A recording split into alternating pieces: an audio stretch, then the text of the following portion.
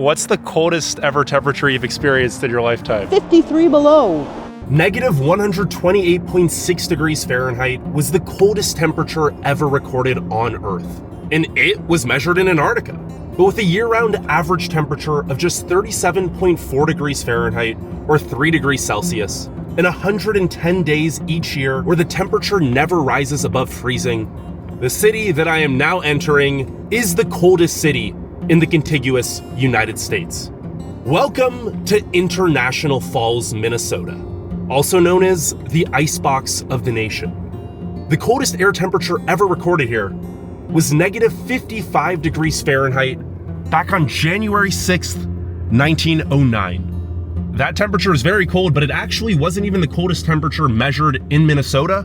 Negative 60 Fahrenheit was measured about 100 miles southeast of here. But of communities with at least 5,000 year-round residents, no city outside of Alaska even comes close to the brutal cold of International Falls. The wind chill has gotten as low as negative 70 degrees Fahrenheit, and the air temperature here actually drops below negative 40 degrees Fahrenheit every single year. Even if you include Alaska, the only city in the United States which is technically colder is Fairbanks. International Falls is colder than Anchorage, Juneau, all the other cities in Alaska. That is Voyageurs Motel.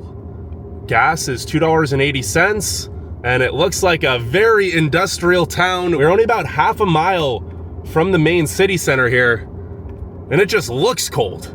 But as we are entering the downtown area and I'm getting quite low on charge, I am at 25% battery, as the nearest supercharger was all the way in Duluth, Minnesota. I'm going to park at the lone slow charger in town, as this is a very remote part of the country and there's really not much charging at all. And then I'm gonna get out, walk these empty streets. Wow, look at how abandoned these storefronts look, and tell you a little bit about International Falls and why it gets so darn cold. My car is charging away right up there. It says it will take about 13 hours to fully charge. We're just gonna get a little bit of juice. But right over here, well, first there's a pipeline. Yeah, it's a very industrial looking area, International Falls. The riverfront is certainly not the prettiest, but in front of me is the beautiful Rainy River. This river forms a lot of the US-Canada border in Minnesota, and across the river, all of those buildings are actually Fort Frances, Ontario. It's another city in another country. Yes, International Falls is located on the Canadian border. It's about 300 miles north of Minneapolis, which is the coldest big city in the United States, 160 miles northwest of Duluth, which experiences the second largest number of days where the temperature never goes above freezing, right behind International Falls, and 230 miles southeast of Winnipeg, which is the coldest major city in the Western Hemisphere. Speaking of which, let's hit 10,000 likes and I'll freeze my butt off in another video in Winnipeg. It is very wet and muddy on these streets. These are the old railroad tracks, which were originally laid out in 1910.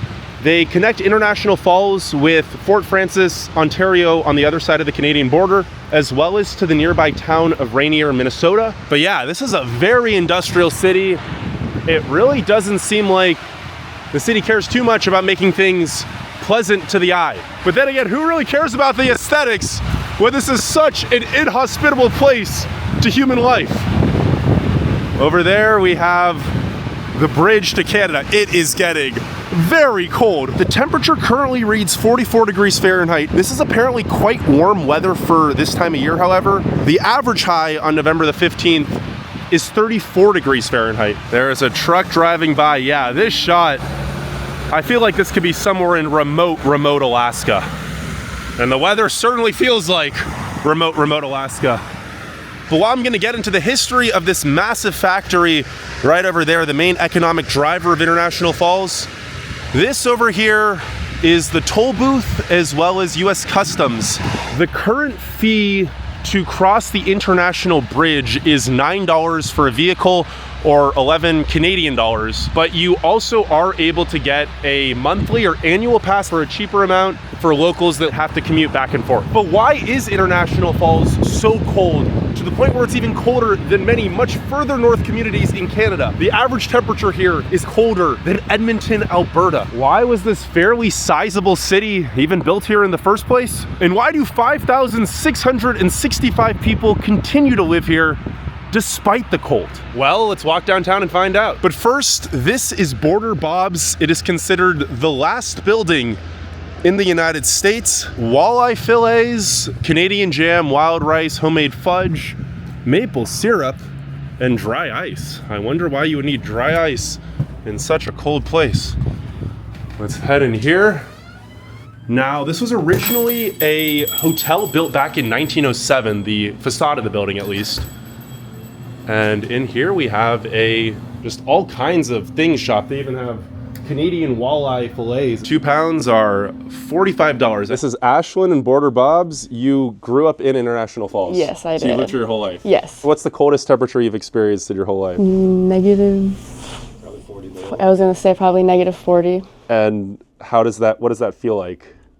Honestly, you can't really describe it, but it's just way too cold. Do people go outside when it's that cold? Oh yeah, but I mean, you gotta be careful with your skin and it hurts. Do you like the cold? I do a little bit, yeah. I like it way more than being way too hot. What adjustments that most people not used to, say, negative 40 would you normally make? Yeah, I mean, you just have to be careful, and you can't put products on your skin and stuff or it'll freeze up, and you gotta like just... moisturizer on your... Yeah, you can't? No, or else if you go right outside after, your skin will freeze. How cold does it have to get before you turn on the heat? We usually wait till it gets to almost snowfall. And then what is the heat normally set at? 69. Oh, okay, so it's nice and cozy inside. Everyone just kind of goes away, hibernate. The roads get way less busy. It's just dark by 4 and everyone just goes home. I absolutely hate that it's pitch black around 4 and 5. Have you ever had frostbite or know anyone Oh, yeah. You've had frostbite? Yes, Okay. many times. My face will get swollen, white, and you can't move it or anything. Have you ever had school cancel, not because of snow, but because it's too cold? Yeah, not many times. They would maybe delay it an hour or two. They would push us through cold times and a lot of snow. How cold would it have to be for them to actually shut down school? It's been cold. Negative 40 is... I think so, because we've been to school negative 30 and stuff. It's just normal. Okay. So yeah, that's... They don't hold back. A lot of people just don't have daycare, so it's important that school still runs. People still need to go to work. International Falls is also very remote. I drove up here from Duluth, which would be the nearest somewhat sizable city. Yeah. Do you find you have everything that you need in town? Definitely not. I took a trip to Duluth 2 days ago, actually, just to go to shop around and go to Target and stuff. And so how often would you go to Duluth usually? We make it, I make it a little bit more because I'm not as busy as my mom, but we'll go down, pick up some Target stuff once a month or so. So that's a 3-hour drive just to pick up some. But it's worth it. And as a younger person, do you find there's enough stuff to do for fun here, or would you want to move out one day? Yeah, probably. We spend a lot of money on our gas, just taking laps around town. So you don't see yourself living International Falls your whole life? I do, but I don't. I love everything else about it, but just it being a little bit boring. So this is the interior of Border Bob's. Lots of things for sale here. All sorts of clothing, trinkets, gift shop items. Well, I guess there's a little we do the gun thing? photo session. Oh yeah, so the northern lights are apparently quite good up here, as you can tell by all these photos. Also, the owner of Border Bob's was telling me I need to come back during Icebox days, which is in the end of January. They do all sorts of fun activities in the extreme cold, something with frozen turkeys. There are bears up here, moose, a lot of wildlife up here. I'm gonna go to Voyageurs National Park later. It'd be really cool if we spotted some wildlife. And directly next to Border Bob's is Gas Track Gas, Duty-Free Americas. A lot of Canadians tend to cross the border just to get gas, as it's usually 30-40% cheaper than in Canada. This building is the MD&W Railway. Freight and rail still has a big presence, and the Koochiching Museums, as well as the International Falls Visitor Center. They have Bienvenue to welcome all the French Canadians. But as you can tell by all of these flags, various different indigenous tribes, including the Ojibwe, the Koochiching, all have inhabited this area for hundreds, if not thousands of years. The first Europeans to International Falls were missionaries as well as voyageurs or fur traders arriving sometime in the 17th century. And by the early 18th century, Fort Frances across the river as well as International Falls had already become fur trading centers. Fort Frances was actually the first European settlement west of Lake Superior. Over here is the big Minnesota welcomes you. It really does not look like the most inviting town. But there is a Chamber of Commerce or visitor center. It's this building right here. So let's go inside and see if anyone else has anything to add about the colds or what life is like. Oh, it's closed. Oh, they're probably not open on weekends. But the visitor center does have a little fish outside and a couple of signs. Yeah, so International Falls is also the gateway to Voyageurs National Park. Basically, the Rainy River, where we were just at earlier, eventually dumps into Rainy Lake. But the modern city of International Falls was first settled by a prospector named Alexander Baker back in 1870. He noticed the water power potential of Koochiching Falls, which is a little bit further up the Rainy River. The town was platted and the post office commissioned starting in 1894. The town was originally named Koochiching, which is an Ojibwe word, which means at the place of inlets, due to there being many different lakes. And the county that International Falls sits in is still called Koochiching County. I have not seen a single soul walking. It definitely appears to be a very car-dependent city. And of vehicles, I've likely seen just as many trucks as cars. It doesn't really feel like the town is dead or dying per se. Oh, there are some people painting the wall right up there. Like, don't get me wrong, it definitely feels like the town has seen better days and the population used to be much larger. But considering how remote this place is, there's a lot of buildings still standing. This mural here next to, I guess it's a park, even though there's no green space. And I'd imagine this is what the streets used to look like. It's always had very wide streets. And perhaps it's also always been a little empty. But as we walk up Main Street, which is called Great River Road, International Falls was originally incorporated in 1901. Sadly, just a year later in 1902, almost the entire town burned to the ground. In 1903, the city rebuilt and was renamed to International Falls. We have some people out and about now. The name International Falls was chosen because the waterfall, Koochiching Falls, is right on the border between the US and Canada, making it an international waterfall. Yeah, it seems like those people are going into hometown hobby and crafts. I mean, a few of these storefronts are abandoned, but there seem to still be a lot of small businesses in town. Magic mushrooms sold here, what? Back into the history, however, in 1905, there was a dam built harnessing the power of the waterfall. And then in 1907, the railroad reached town. In 1910, the Minnesota and Ontario Paper Company built their first paper mill harnessing the power of the dam to run their giant machines at this here paper mill, that blue building, which we will be going to later as well. That Wells Fargo building doesn't seem to have had much upkeep. Yeah, this is surreal seeing how empty these streets are. We're gonna walk up this street, however. I'm not sure what that building is straight ahead. It looks like an old city hall. Now, back in 1965, the dam was actually sold to the Boise Cascade Corporation. And then again, it was sold to PCA, which is the Packaging Corporation of America, in 2013. PCA remains the largest employer in International Falls and really in this region in general. And this mill operated by PCA, you can obviously tell it is a very large operation. There's actually 600 employees. It's a 55-acre site.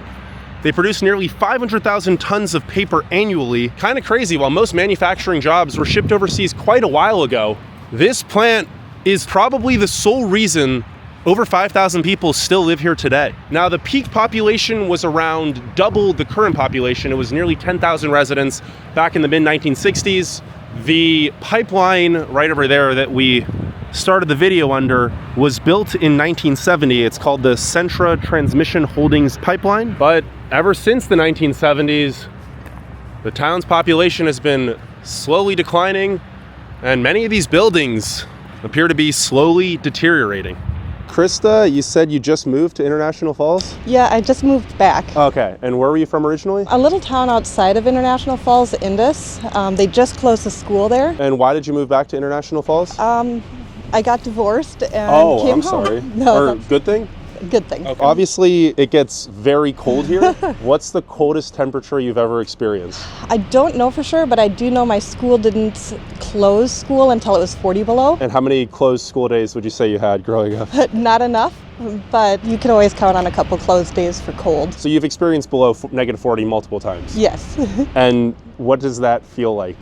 It's hard to get a breath sometimes, deep breathe, because it gets so cold in your lungs that it hurts. Like it feels like you're breathing ice into your lungs. Okay. My cat growing up didn't have the tips of its ears because they froze off. What adjustments do people have to make living in such a cold place? One big thing that I've told my daughter is you don't take a shower just before you leave the house because your hair will freeze. Like it'll literally become ice? Yes, it clinks together. Below what temperature before you turn on heat for someone from this part of the country? The older generation is a little tougher than younger people. I tend to like it warm in my house. Like this is a little warm for this coat right now. I've heard like under a certain temperature you have to plug in your car battery so it doesn't freeze. How does that whole ordeal work?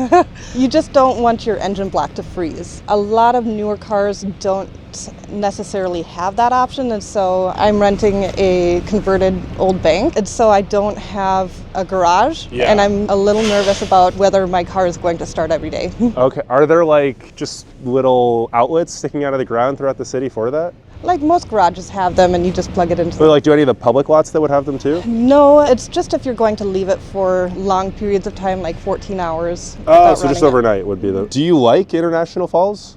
I do. I've traveled a lot, lived a lot of different places. There are some really wonderful things with a small town. My daughter gets to be in all the sports. They've really embraced her with open arms. I miss variety in restaurants. Obviously, International Falls is quite remote. Like Duluth is almost 3 hours away for the nearest somewhat sizable city. Do you ever feel like you have cabin fever here or things are too far away? Well, I'm a traveling nurse, and so I actually work in Duluth. Okay. So 3 hours isn't that far. So you work, like you drive there, stay there a few days, and then come back? Living here, you learn that distances are a lot different to people from International Falls. It's not that big of a deal to drive 3 hours to go shopping. Is the closest medical, would that be in Duluth? So they have a critical access hospital here. There is a small ER, like they'll stabilize traumas or any really bad medical, and then air ambulance or regular ambulance to a larger facility, usually Duluth. How often do you cross the border into Canada, or do you know people that work in one city, live in the other city? Yeah, my sister's brother-in-law, his wife is a nurse, so he married a Canadian, and they live in America. So they live in International Falls? Yes, but she's pregnant and going to be going off the Canadian healthcare system because she gets 18 months maternity leave. Okay. What's the biggest misunderstanding about why someone chooses to live in a place so cold? It's beautiful for one thing. My daughter is with my sister out hunting right now. My daughter doesn't hunt, but likes to go out and just sit out there. Most people who live here are a lot more into the winter sports, ice fishing, and International Falls kind of leans into it. Like they've got the Icebox days where in the middle of January when it's the coldest, they do a 5K run, and that's a little crazy. Okay. I heard there was something with like frozen turkeys during ice. Yeah. What is that exactly? The turkey bowl, where you bowl with turkeys. What is it? Like, is it an icicle shaped like a turkey? Or No, it's a turkey that's frozen. Oh, just like an actual frozen turkey before being cooked. The Falls does have a football team too, and people really enjoy that. Now that's a little cold too. Is the season still going now? I think they just finished. Is the weather the worst thing about living here, or is there anything else you don't like about International Falls? For me, the weather is just something that you live with. It's not the worst thing. For me, it's missing out on some of the things that are in larger cities. So I take the kids on weekends. So are there a lot of restaurants in town at all? No. No, okay. There used to be a few cars out and about. The street is now completely empty. Oh, there we have one old-fashioned truck driving through. It really feels like this is a frozen in time town. I almost feel as though I've been transported back 50, 60 years. This is likely what the town looked like. There's just less people. And a lot of these businesses have sadly closed. Oh, this looks like a nice little bar on the rocks. And yeah, Main Street is coming to an end. Now there's apparently a nice park just up here that I want to walk to. And as we do that, just to put into perspective exactly how cold it gets here, I mentioned earlier that International Falls is actually colder than Edmonton, Alberta on average. Edmonton, Alberta is at latitude 53.31. It is 325 miles further north than me right now, yet its average temperature is more than 2 degrees Fahrenheit warmer. That dog poking its head out the window does not mind the cold, but International Falls actually has the largest amount of days where the temperature does not rise above freezing. 110 days per year will be below 32 degrees Fahrenheit as the high. And there are ironically only 110 frost-free days each year. But you know me, I love my coffee, especially on a cool day like today. There is nothing more satisfying than a warm beverage warming up your soul. And right here at the end of Main Street, we have Coffee Landing, which is the only independent coffee store in downtown International Falls. Let's go in and grab a warm beverage. Oh, it's super cute in here, actually.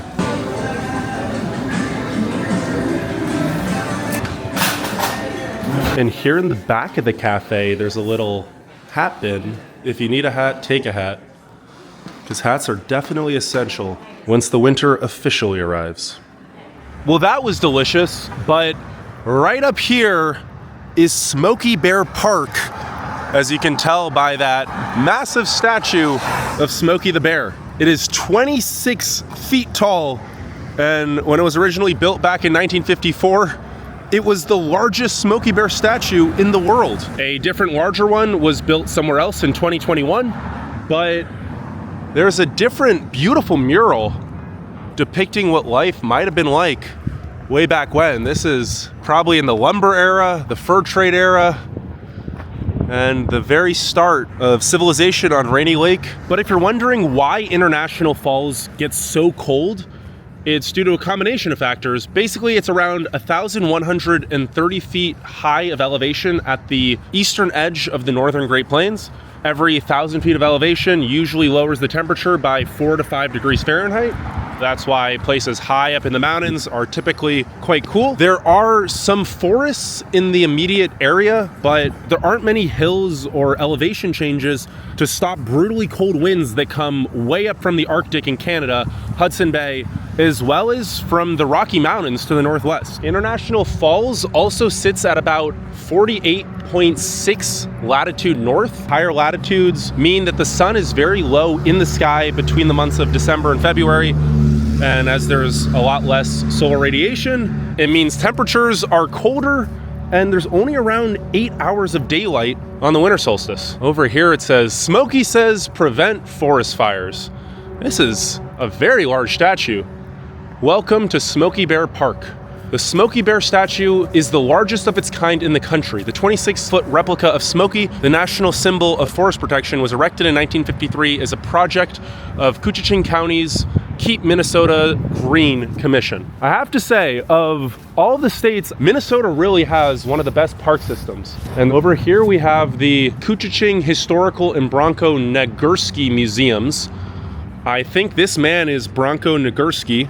He was a football player for the University of Minnesota, and he also played for the Chicago Bears and was inducted into the Hall of Fame in 1963. He was from International Falls. This is actually a really nice park right next to the downtown, and the strangest thing is just there is nobody walking around. And the park even has free Wi-Fi. Now, other factors that contribute to it being very cold here are that in the winter months, the temperature is usually quite dry, meaning the air cools very quickly after the sun sets. When it's more humid, it's a little bit harder to have huge temperature fluctuations, but 30 to 50 degree temperature fluctuations, or even 60 degrees in a single day, are not uncommon. The cold also prevents snowmelt. It doesn't snow too much compared to some Midwest cities. It still gets 73 inches or around 6 feet of snow per year. And once that snow falls, it typically sticks until at least late April. And since the entire landscape is blanketed by snow, the ground can't absorb much of the heat from the sun during the day. The municipal building of International Falls is next to the library and community building right over there. This public library was built back in 1939, and over here there's a cool little statue blowing ice, perhaps? I would imagine it gets cold enough here where you can actually spit and watch the spit freeze before it hits the ground on certain extremely cold winter days. But this beautiful building is the Koochiching County Courthouse. It was built back in 1910 for $41,700. And it's in the neoclassical Renaissance revival style of architecture. But the final and perhaps most important reason as to why International Falls is so cold, combined with all the other factors that I previously mentioned, are that it's not close to any mountains or large masses of water that would regulate temperature. Usually the Great Lakes, the ocean, or a mountain range will make it so that the city or town nearby doesn't get too cold. Even Anchorage above the 60th parallel in Alaska rarely sees winter days below 0 degrees Fahrenheit. And yes, there are smaller lakes in the region, but all of them completely freeze over, which makes for great ice fishing, but also makes the air temperature even colder. But speaking of those lakes, the beautiful Rainy Lake is only around 2 miles west of here. So let's go check that out, as well as Voyageurs National Park. But first, this old church was actually built back in 1909. It is the St. Thomas Catholic Church. No, put the cigarette out so Deb don't yell at me. And this is Deb and Mary. You guys are both born and raised in International Falls? Yes. Yep. What's the coldest ever temperature you've experienced in your lifetime, if you remember? 53 below. We were at the 53. Air temperature was 53 below. Yeah. When was that? Oh, Do you God, I remember? don't remember. We were both at United Healthcare, though. Oh, that's right. So within the last 10 years. 10 years. It was in the I last think. 10, 53 below. Wow. Yeah. And so what does that feel like? Well, after 20, everything's cold. It's the same. It just Yeah. So do people go out when it's 40 yeah. below? Well, yeah, you still got to go to work. Sometimes Yeah, you have to once plug it's your car cold. in. Otherwise your battery freezes. Well, the oil pan freezes. And then so how cold does it have to get before you turn the heat on in the house? Me and my husband fight over that. It's like, no, it's not cold enough yet. The summer is quite short here, right? No, I don't think so. It is comparatively. We've been south Yeah. in March and the flowers are blooming. So when does winter end? June. Winter ends in June. Yeah. Yeah. We've had snow on July 4th. My birthday's in July, and I've had snow on my birthday. Like it actually snowed, or there was still just snow on the ground? No, it was snowing. It was snowing on July 4th. Wow. Yeah. What's your favorite thing about International Falls as people that have spent your whole life here? Well, we don't have snakes and icky things. Crocodiles, alligators, none of that crap. The cold keeps the bad stuff out, right? Yeah, really. I like littler town. Most people are nice. We can travel to the big cities, but you can leave it behind. We lived in the cities for a period of time, and I swear they still thought that we were without electricity and outhouses. Really? I actually have relatives that thought we didn't have supermarkets. So is there a Walmart in town? No. No, there's one right across the river. Oh, in Canada? Yeah. How often do you guys cross the border into Canada? I don't go very often. I don't go away very often either. Everything's too expensive over there. Is the weather, in your opinion, the worst thing about life here, or what's your least favorite thing about? If you need some services, it's a distance, like medical services, 3 hours to Duluth. Obviously, the paper mill, it's still a big employer in town, but Yeah. I've heard the city used to be much bigger back in the day. Yes, it was. We've lost a lot of Yeah, when I went to school, Retail. it was like 10,000 people lived here. And you could really feel it, just like, wow, Yeah. it felt like a really bustling city. Yeah, I liked it when it was busier. More retail stores and We got 3 new businesses right now. What is the worst weather you remember that you've ever experienced here? Well, the Easter snowstorm, 101 inches of snow. 97, wasn't it? It was a big storm. Okay. As I walk back to the car, one thing I love about International Falls is how the people here really embody that small town Minnesotan charm. Everyone says hello to you. We're back at Border Bob's and the car, however. So let's head to the neighboring town of Rainier on Rainy Lake. At the Charger, I found another Tesla owner, Ruben. You said you grew up about 20 minutes from International Falls. Yeah, a little town called Little Fork. What was it like growing up in this area? To be honest, I hated it when I was a kid and when I was a teenager because there's not much to do out here. Then now I grew up and I got kids, there's this nostalgic feeling. So I come and visit here once in a while. In your life, what was the coldest temperature you ever experienced? I know when I was a kid, it would hit like negative 30s plus wind chill. But then one time, 6 years ago, I visited, it was negative 51 and the actual temp and then plus wind chill. So what does that feel like? It feels cold. Do you go outside? Did you go outside or? No, but like when I was a kid growing up, -30, I'd be outside with just a pair of jeans and a hoodie waiting for the bus. When you're a kid, you don't really pay attention to that kind of stuff. You're just built a little different, right? Yeah, so now it's not like that. Now this is cold for me. It used to work right there. At the mill? Plant, yeah. Oh, wow. That's the biggest employer here. In the whole county, yeah. And what was that like back in the heyday? It was much busier. They got bought out by a different company now. I think the plant brings life to this town. So without the plant, you think it'd be like a abandoned town? Yeah, it probably would. A lot of kids now, once they graduate, they go off to universities, different cities. The majority don't come back. Slowly dying town, unfortunately. Do you think the cold has anything to do with that, or just rural America is more? Typical rural America. No jobs. I hope it turns around. I really do. What are some tips or like big adjustments people don't usually think of if they're not used to this cold? Have a box of matches in your car just in case you break down and you need to warm up or something. Or in case you run out of charge and you're stuck in international and you can't get the charger to work. Yeah, we need to talk about the city of International Falls and mayor about getting the situation fixed and a little easier for EV owners. No, I tried to plug in. It didn't work. Hopefully better luck for you. Yeah. And if all else fails, there's a couple of chargers across the border. No, they're not going to let me in there, I tell you that much. A lot of you guys comment if I ever run into charging difficulties in very remote parts of the country. Today may be the first time I do. I am at 22% charge. There's an app called PlugShare, which tells you slow chargers all around the nation, all around the world, really. It said there was one in International Falls. Unfortunately, it did not work. Hopefully, I'm going to be able to do all the driving I need to do today and be able to cross the border into Canada. It says the charger at the Canadian Tire after all the other destinations. We will arrive with 15% juice, which should be fine, but fingers crossed that charger works, because if it doesn't, I may very well be stuck in the coldest city in America. We are crossing under the pipeline, however, and we're gonna follow the beautiful Rainy River and Fort Frances, which is actually a slightly larger city than International Falls. I mentioned earlier that International Falls is known as the gateway to Voyageurs National Park, as the national park starts about 10 miles west of the city. Voyageurs is apparently beautiful, as well as the Boundary Waters. My uncle is from Minnesota. He's gone to both parks quite often. He always raves about how there's really no place in the nation quite like that isolation, canoeing to different islands and just camping in the middle of wilderness. But welcome to the sister community of Rainier. Historic village on Rainy Lake. There is a tall lumberjack, I believe, or Santa Claus. The town does not look very large. It makes International Falls seem like the big city in this area. That is the post office. And then there's a nice building here, Cantilever, and then the railroad, which connects to International Falls as well.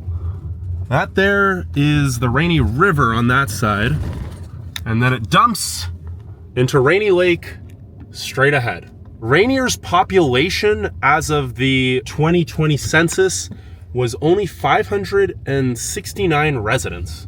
What is this? Just some old machinery of some kind. And then it becomes just the wilderness. But welcome to City Beach on the beautiful Rainy Lake. Now, this lake actually creates quite a bit of precipitation, and it's often misty here, which is how it got its name in the first place. But although it looks pleasant and beautiful, I am sure it is very cold. I'm gonna feel the water temperature very quickly. Oh, that is freezing. Oh, I just felt the water in Lake Superior a couple days ago. This is colder, and it makes sense. This lake actually completely freezes over in the wintertime, and there's even an ice road to get to the other communities across the lake. Yeah, the cold here is no joke. I said earlier that the record low temperature here was negative 55 degrees Fahrenheit before the wind chill, and that is actually the coldest temperature recorded in any city of more than 5,000 residents other than Fairbanks, Alaska. Fairbanks has seen negative 66 degrees Fahrenheit. I can't even imagine what that feels like, but it's also a lot farther north. The next closest low temperature of a city was Williston, North Dakota, and that record low was only negative 50. Some more cold weather facts as we see these geese in the park. In the 2013 to 2014 winter, there were actually 92 days where the temperature dropped below 0 degrees Fahrenheit, including 8 consecutive days under negative 30 Fahrenheit. Oh, they are flying away in unison. Wow. What majestic creatures over Rainy Lake.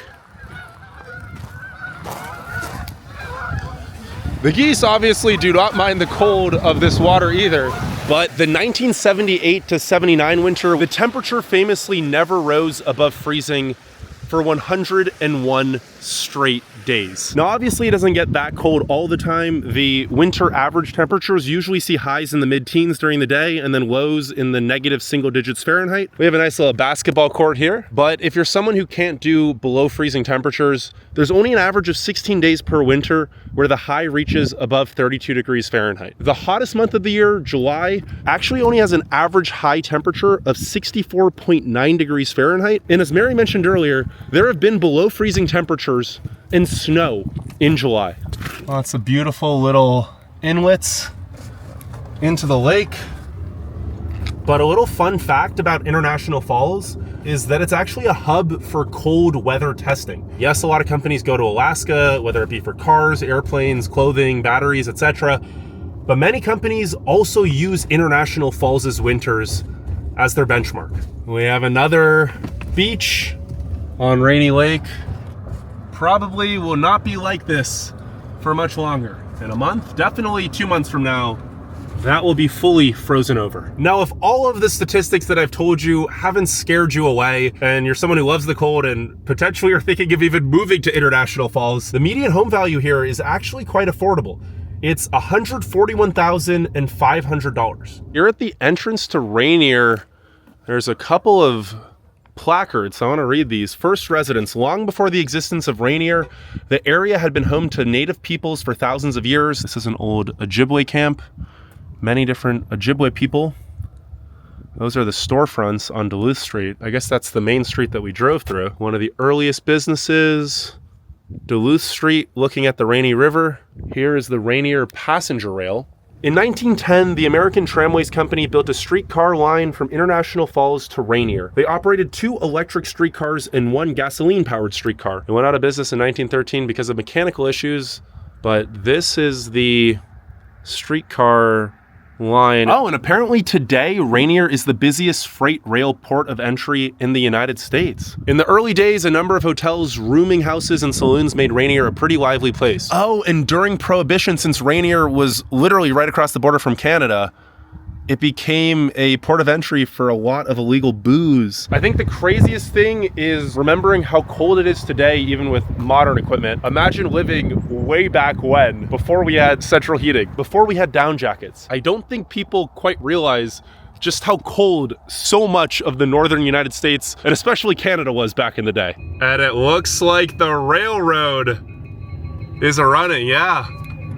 I caught the very beginning. Oh, this is a short one. The Minnesota, Dakota, and Western Railroad. As soon as I saw these red lights flashing, I'm like, I'm gonna be waiting here. But it was a quick one. The bars have been risen again. We're gonna drive back to International Falls. And as we do that, how about we get a little into the demographics of the people that still live here. Now, the median age in International Falls is 47.7 years old, which is quite a bit higher than Minnesota. The median age in Minnesota is 38.5 years. 25% of the population is over the age of 65. And it appears that a lot of people who grew up here in the 50s, 60s, and 70s, they still live here today. 50.8% of the population is male.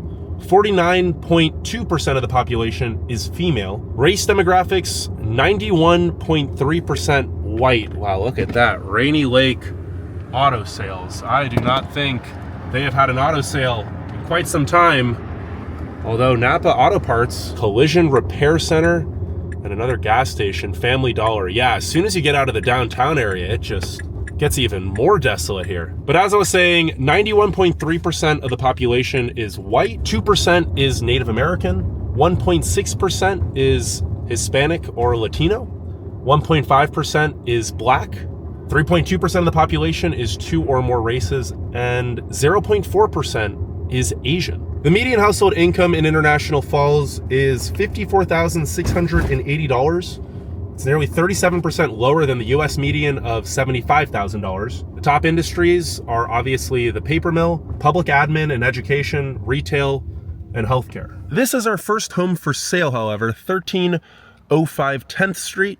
It is a 3-bed, 2-bath, 1,500 square foot home with a detached garage, it appears.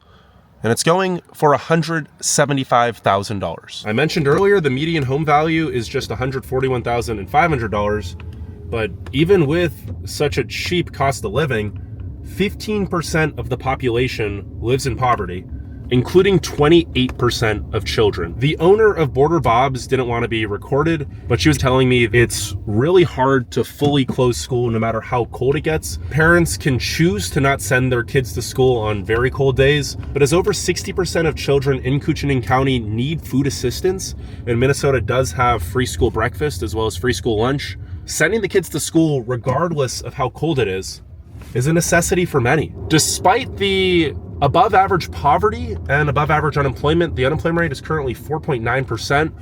There actually isn't a whole lot of crime in International Falls.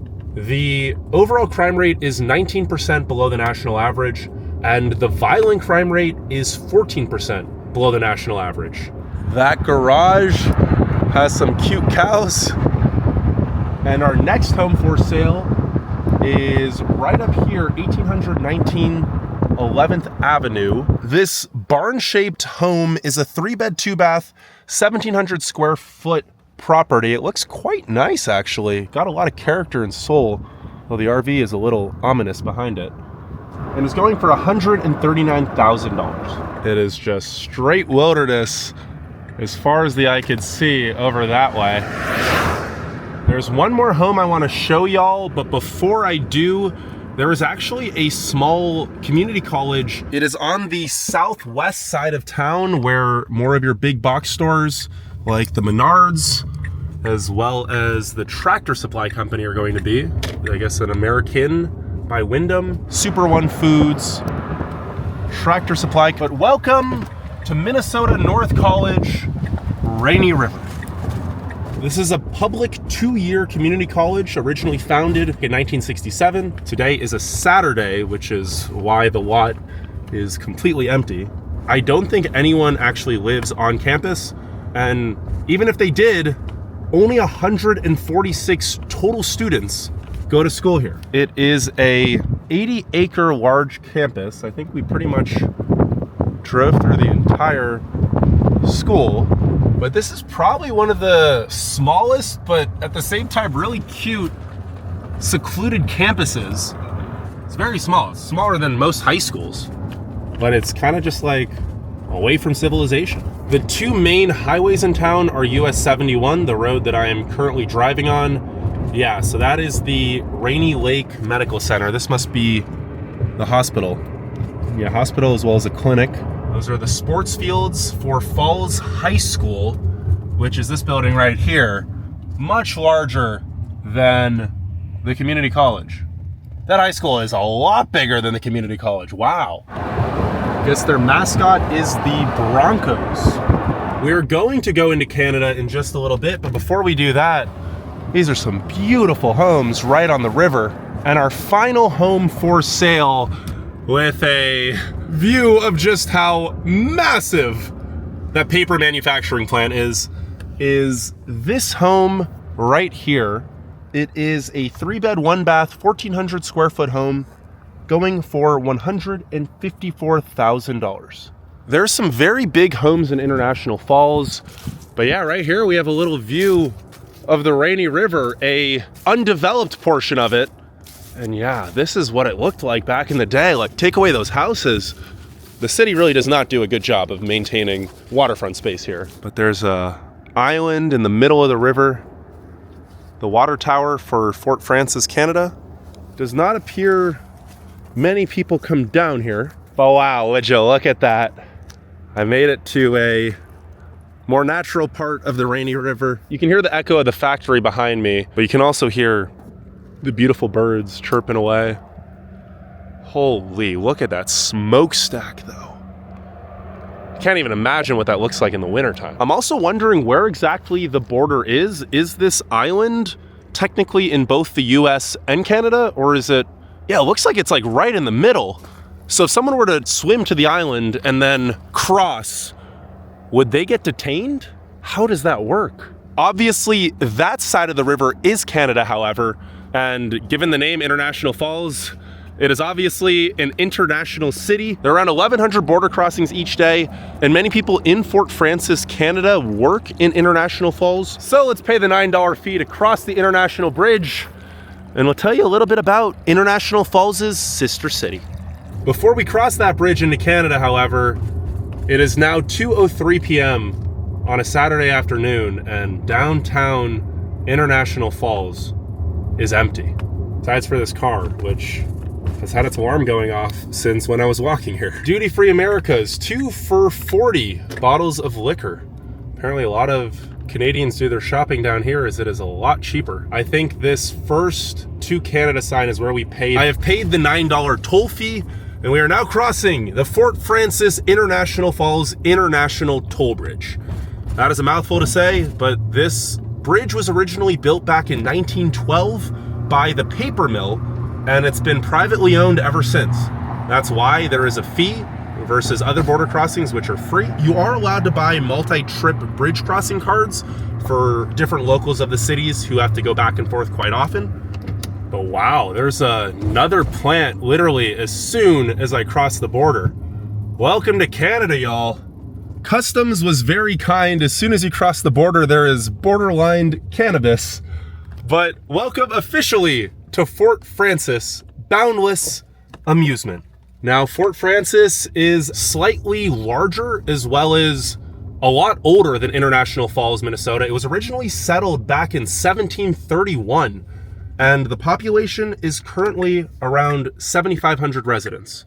I'm not sure if you're allowed to turn right on red in Canada. I think you are. I know laws do differ a little bit, but this is Main Street, which is actually the Trans-Canadian Highway. Now, as I just mentioned, this Main Street is the Trans-Canada Highway. If I were to continue in this direction east, about 2,850 miles, I would end up in St. John's, Newfoundland. Well, obviously I'd have to take a ferry as well. And then if I were to go some 1,800 miles west, and including another ferry to Vancouver Island, I would end up in Victoria, the capital of British Columbia. Now, similar to International Falls, the city doesn't look like it's fallen into disrepair like many other former manufacturing cities all over the US and Canada. Don't get me wrong, it probably has seen much busier and brighter days, but the town really looks like it's holding on quite strong, mainly because there's actually 2 paper manufacturing plants in the city. Oh, and just like in International Falls, they have free Wi-Fi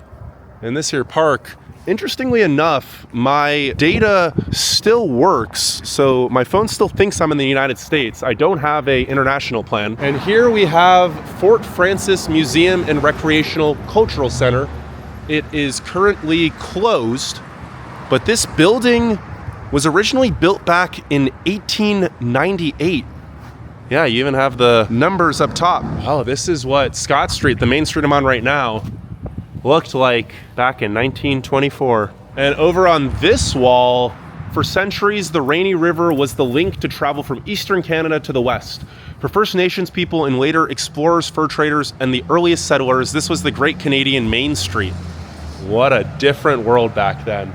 Now, Fort Frances has always been a little larger, at least in terms of the population. The peak population was a little over 10,000 residents back in 1971. And while Canada does their demographics a little differently, the median age is 46 years, so quite similar to the International Falls side, but only 2.7% of the population here is a visible minority. Travis and Sam, you guys live in Fort Frances? Yes. Obviously, you are not bothered by the cold right now? No. How cold does it have to get before you put on the down jacket? Probably like 20 below. I don't know, minus 10 would be chilly. Yeah. Celsius. And what's the coldest you've ever experienced? Probably like minus 42 yeah. or something like that. It does get colder than that here though. And were people out and about doing stuff that day, or is it? Might have a hard time starting your car, but it's about it. And how often would you say you guys cross the border to International Falls? At least once a week. Yeah. Once a month?